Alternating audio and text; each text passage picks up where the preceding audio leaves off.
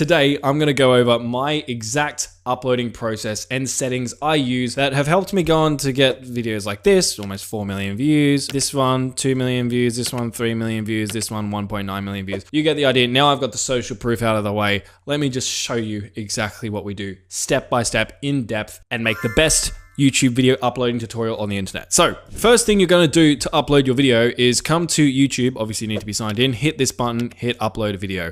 Pretty straightforward. I have already done that and you can see I have a video being uploaded or has uploaded right here. The first thing we're going to look at is the title. Now we're going to get on to some of the more advanced settings and cool fun stuff later, but we need to spend some time on the title here because the title is incredibly important for a number of reasons. First myth I want to bust. There have been people around here saying that the file name of your video, which is often reflected in the title, impacts your SEO and how well your video ranks. That is a complete lie. Ignore anyone who says that. But what does matter to SEO is your video title itself. So if you want to rank your video in search, getting this right is the most impactful thing you can do. The thing is though, not every video is designed to get the majority of its views from YouTube search. So let me give you an example. Let's go this video that I showed you earlier. This is a video where I say, I bought 5 million YouTube views, here's what happened. Now, when you think about this video's got 2 million people to watch it, but not many of those people are probably going to YouTube search and typing in, I bought 5 million views, blah, blah, blah. So instead, most people probably would have found this on their YouTube homepage or in their next up. And as you can see here, if I go into traffic sources, you can see that this is correct, right? Only 5% of my viewers actually came from YouTube search. So why does this matter? Well, it means that if your video is the kind of thing that's not going to be found through YouTube search. That's something like I bought 5 million views, or I discovered this crazy challenge, or whatever it is, something that people probably aren't going to be searching for. You don't need to worry about including any keywords or SEO stuff here.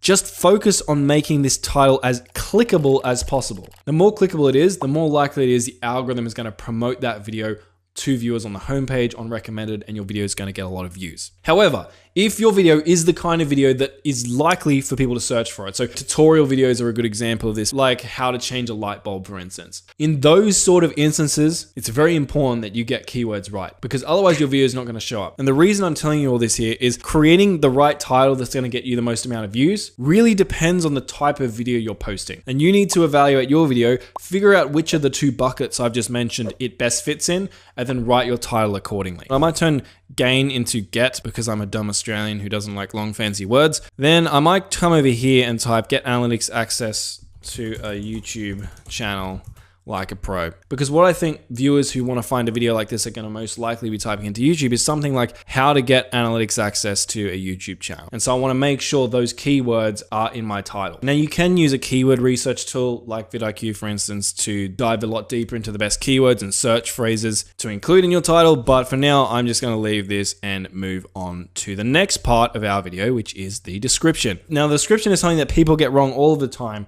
And it's actually one of the most important elements to uploading your video.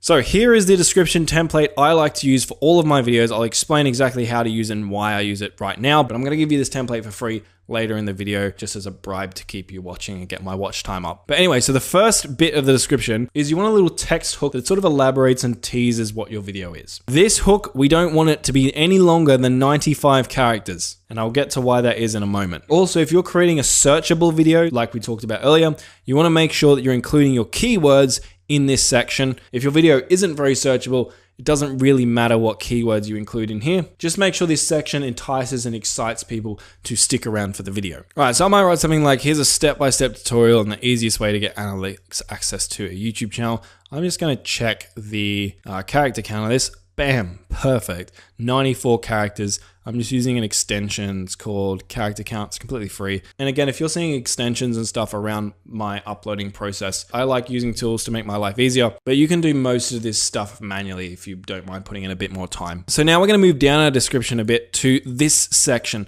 This is what I call your first call to action. And a call to action is where you promote something. And if you have a product or service, obviously this is the perfect place to put it. And you might be thinking, but Marcus, I don't promote anything. I don't have a product or sponsor or whatever. That's fine. Promote another one of your videos here. If someone clicks on your video and then they click on your call to action, you've now turned one view into 2 views. So don't miss out on that opportunity. And you want to copy the exact spacing and character counts I mentioned here, because what we want this to look like is, let's go to a video on YouTube, good old Grammarly ad. What we want our description to look like is this. So you're gonna have your first text hook, that's the first thing people are gonna read, and then you're gonna have your call to action here with the link showing up, whether that's to your product, service, or another YouTube video. And this is all gonna show up without people having to click on the more button. You don't wanna push this link down to another row, because if you do, then people aren't actually gonna be able to click on it without clicking on the more button. Now, speaking of links, this is something else that people stuff up. If you're linking to a product or a service or a website, then try to have a unique tracking link for every single video. That way you know exactly what videos are sending traffic to your website, because some videos send more traffic than others. For example, I had a video that got 700,000 views, I think, and it was sending double the amount of leads to my website as another video I had that I think had like 1.4 million views. And without my tracking link, I would have had no idea that my 700,000 view video was more successful, and I would have kept making more videos like the one that got 1.4 million views. Now, if you're not sending traffic to a website, let's say you're promoting another YouTube video, you don't just want to link the video here. What you want to do is create a playlist. And if you haven't got any playlists already, you just want to come to your YouTube studio, come up to create, click on create new playlist, just add in the title of your playlist, description doesn't really matter. And then click add videos and add a bunch of your videos to this playlist. And the reason you are going to do this is because if I go to one of my playlists, let's say I go to this one, and now that I'm inside of this playlist, I copy this link and use this link for my call to action. When someone goes to this video and clicks on this link, not only is it going to actually open up the video, but it's going to open up the video inside of a playlist, like you can see here, which is good because one, it pushes down all of the recommended competitor videos and make it harder for viewers to see them. And they have to scroll all the way down here to see these videos. But two, it means that if people get to the end of your video, now they're going to just automatically be loaded up another one of your videos, and then another one, and then another one, which is going to hopefully help you get multiple views off the same viewer. So I'm going to put that there. Next, what I like to do is I like to have this videos to watch next section, and I have a couple of different videos that are related to the topic of the video I'm posting with links to them, again, to try and get people to watch multiple of my videos. And what you'll notice here, if you look at these links carefully, you'll see that these look like the link I just showed you. And that's because these are also playlist links. So if I copy this and I chuck this into YouTube, you'll see that it loads up this video, but it loads it up again inside of a playlist. Now down below, what I like to do now is have another section for calls to action. Again, I use emojis here because I want to draw people's attention to these calls to action. This is exactly the same as the call to action that's up here. I just changed the wording of it. So if people don't click up here, I have another shot of getting them to click down here. So what I would do is I could just like copy something like this. Instead of doing want to watch me buy 5 million views, I could just do something like, I spent $80,000 buying views, watch what happened here, which is actually true, by the way. And again, I'm just going to promote the exact same thing. So now I've got the opportunity to try and get people to do this thing. And then below that, I'm just going to have any other calls to action that I want to promote. So this could be maybe your social media. For me, it's an email list. I highly recommend people promote an email list, especially if you're an education type channel, because it means if anything ever happens to your channel, you have all the email addresses of your subscribers, and so you can just email them your new videos or your new offers or products or whatever it is. Now below that, I like to have a little quote. I don't know if this actually makes a difference, I just like it. I'll then have my contact information for brands, and then below that, I will have a bunch of hashtags. Now, I get a bunch of questions about these hashtags. Firstly, people ask, is it not allowed by YouTube? And the answer to that is no. If you read YouTube's terms and conditions, they say you can have up to 60 relevant hashtags, and I usually have about 50 here. And when you link a hashtag in your video, it's going to, one, show the hashtags at the top of the description. But if you click on those hashtags, it's also going to make your video show up when people type in that hashtag. Now, do many people type in hashtags? No, this isn't a great strategy to get huge amounts of views. As you can see, there's only like me and 2 other creators actually tagging their videos with these hashtags. But I think about it this way. It can't hurt. It's not going to make me get less views. And if your videos are all around a similar topic, I normally just copy and paste the same list of hashtags, but just be careful doing that if your videos are very different, because YouTube terms and conditions say you need to make sure your hashtags are actually relevant to the video that you're posting. Now, if we keep coming down, we end up in the custom thumbnail section. Now, quick note here, if you don't see this section, it's probably because you haven't verified your channel. So if you have a new channel, what you need to do is come into settings, then you want to go to channel, then you want to go to feature eligibility, and in here you can can see this is a new channel, right? I'm not eligible for these other two features because I haven't verified my phone number. So you would just need to verify your phone number, and then you'd also need to verify a valid ID to get access to the last one. And that's going to allow you to do things like custom thumbnails, upload videos longer than 15 minutes, etc., etc. But anyway, back to thumbnails. We have upload a file, which can upload a singular file. You can auto-generate a thumbnail, which is usually horrendous. And you can test and compare, which is going to let you upload multiple thumbnails and test them against one another. Now, I do think the test and compare option is the one you should go with. I've heard people saying test and compare actually hurts your videos. I haven't found that, and a lot of my other YouTuber mates who are much smarter than me haven't found that either. So what I would do is you just come in, click on this, and then you upload multiple different thumbnails. So I might just upload this one, this one, this one. Now, what I will say is that I have been getting some interesting results from thumbnail test and compare. Let me show you what I mean. So if I come to my content, you can view how your thumbnails went later by coming down to the video that you added on, clicking on options and clicking on view, test and compare. I did test and compare, but with 3 of the exact same thumbnails. I did this across multiple videos. What you can see is that YouTube actually gave me very different results. It said that this thumbnail was the most successful with a 40% watch time share, and this thumbnail was the least successful with 27% watch time share, which is interesting because these 2 thumbnails are literally exactly the same. So right now, should you fully trust YouTube's test and compare feature? A friend of mine has actually talked to YouTube's developer team who created this feature, and even the developers who created this feature say that they think it's about 50% accurate, which probably means it's like 30% accurate. So long story short, don't take the results that you get from thumbnail test as gospel. Also, it's not a bad idea to run the thumbnail test multiple times to make sure that your winning thumbnail actually is a winning thumbnail. But overall, I still do use it right now, assuming all 3 of your thumbnail variations are actually good quality. All right, if we continue down, we now are at the playlists section. Here, you can just click in here and just select all playlists that are relevant to your video and just hit done. Coming down further, we are at the copper section. This is where you have to designate whether your video is made for kids or made not for kids. The way you want to think about this here is think about, is your video made specifically for kids? So think about something like Peppa Pig, right? The TV show. That TV show is made specifically for kids. So if you're uploading videos like that, then yes, the video is made for kids. On the other hand, if you're uploading videos that are akin to, say, Marvel movies, right? Marvel movies aren't made for kids, even though kids enjoy watching them. And if your video content allows for you to do this genuinely, selecting no is usually the option you want because it's going to give you a whole bunch of extra features that would be unavailable if you said your video is made for kids. All right, continuing on, age restriction. If your video is very explicit, then yes, you can restrict it to viewers over the age of 18. Most of the time, you don't have to worry about this. Also, video game violence and stuff doesn't really count. So I had gaming channels, for example, for 5 years, lots of killing and death and stuff like that, and I never had to restrict my video to over 18s, and I never had any problems. So continuing on, paid promotion. If you have sponsors or brand deals, you're supposed to check this box legally. Now, I'm not saying you shouldn't check this box, but I will say that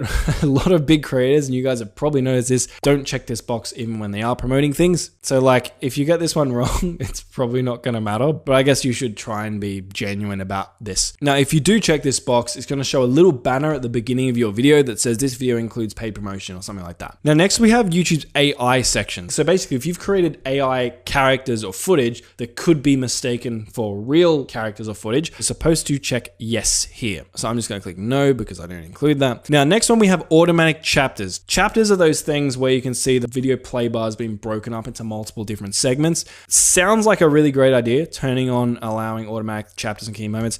I hate it because YouTube's AI often gets it wrong. So I would turn it off if you want to add those sections or segments to your video, which, as you've probably seen from my uploading process here, I don't think it's necessary. There are times where I think chapters can sort of hurt retention because people see the upcoming chapters and they just skip to them. But of course, that's not every video. So if you do want to add chapters, I would do it manually. The way you would do that is you'd come up to your description and you would type 0:00 and then type the name of your first chapter. Then you'd come down and type the timestamp where that chapter ends. So let's say it's 0:20, then type the name of the next chapter that's going to be. So it might be intro, you might say 0.1, and go 0, 50, 0.2, 150, 0.3, etc., etc. You don't have to have these spaces, I just added them in for some reason. And that'll make those chapters appear inside of your video. Now, an important thing to note, if you are doing chapters, try not to spoil your video. So I see a lot of people do this. In their chapters, they basically spoil the content and make it so the viewers don't actually need to watch. So for example, if I had a chapter in this video that was like, why chapters don't matter, you're going to be watching the video and you're going to see that little chapter with its title and be like, okay, he said chapters don't matter, so I don't need to watch this. I'm just going to go to the next step. And people are going to skip. If you are doing chapters, when you're titling them, try to title them in a way that doesn't make people think, oh, I already know this, or I already know what's going to happen, and just skip to the next interesting part of your video. All right,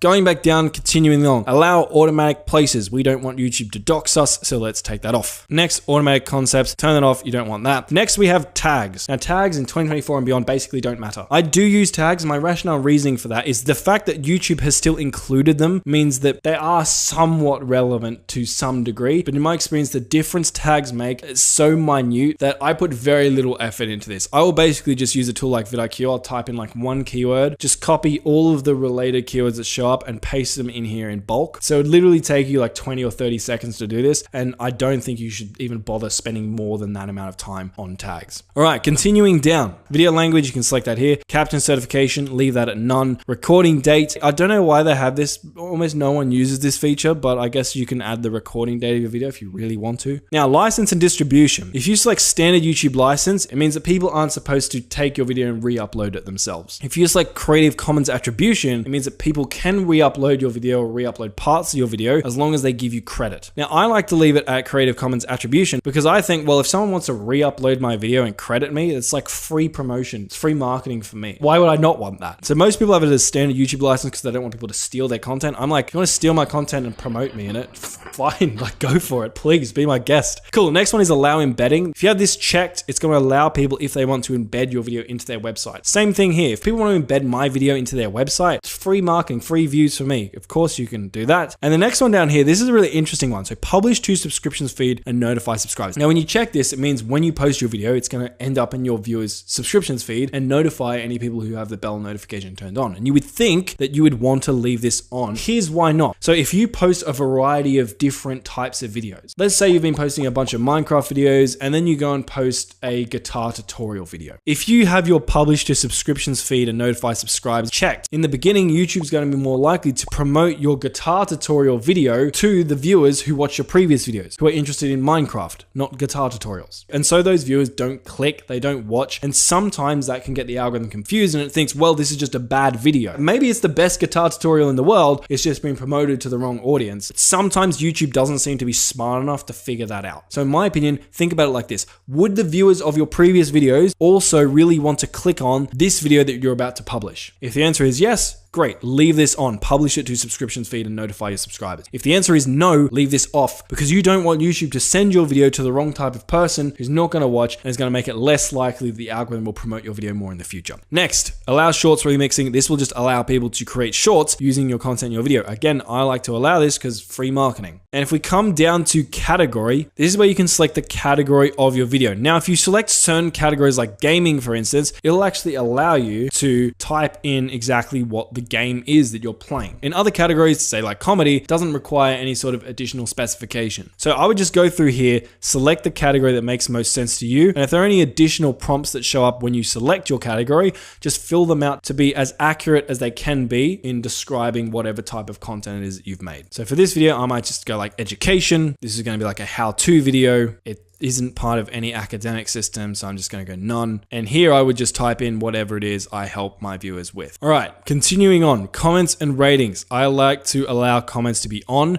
For comment moderation, I like to have it at basic as well. If you get a lot of hate comments and you can't handle them, you could put it at strict or hold all, and that will only allow comments to get approved to be published to your video. Basic's pretty good in my experience. And last, you can choose how you want to sort your comments by. Always leave this at top because that's how most videos on YouTube are sorted. And of course, you want to allow people to see how many people liked the video. Otherwise, people will think you're weird and you're hiding something. So now we've done all of that stuff, we can just hit next. If your channel is monetized, you can come here and click on, which will mean that your video is going to show ads. Now, if your video is over 8 minutes in length, you can actually insert mid-roll ads into your videos. So there's going to be ads that play not just at the beginning of your video, but during your video. But if you're at the point where you have 1,000 subscribers and 4,000 watch hours, which is how many you need to monetize, you probably already know how to do that. So I'm just going to keep going. Cool. Next is ad suitability. So basically, you just want to go through this questionnaire and just answer all of these questions as accurately as you can. So I might just have that. Adult content, there's going to be none. Violence, none. Harmful acts, none. Recreational drugs, none. None. Cool. None of this is that. So then I can just hit submit rating and then I'm going to hit